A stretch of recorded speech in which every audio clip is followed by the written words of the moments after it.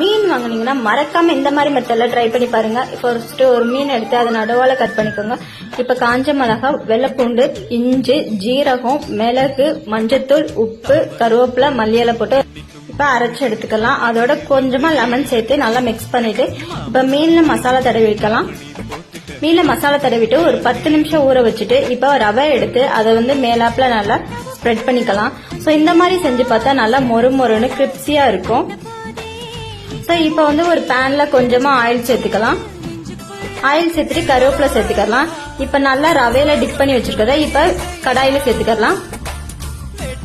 கடாயில சேர்த்துட்டு ஒரு மீடியம் ஃப்ளேம்லயே வச்சு குக் பண்ணுங்க. சோ இப்ப ஃப்ரண்ட் அண்ட் பேக் திருப்பி போட்டுக்கலாம். மீன் நல்லாவே குக் ஆயிடுச்சு. இப்ப எடுத்து சர்வ் பண்ணிக்கலாம். சோ இந்த மாதிரி மெத்தட்ல ட்ரை பண்ணி பார்த்துட்டு எப்படி இருக்குன்னு சொல்லிட்டு கீழே கமெண்ட் பண்ணுங்க. இந்த வீடியோ பிடிச்சிருச்சுன்னா லைக் பண்ணுங்க, ஷேர் பண்ணுங்க, சப்ஸ்கிரைப் பண்ணுங்க. பாய்.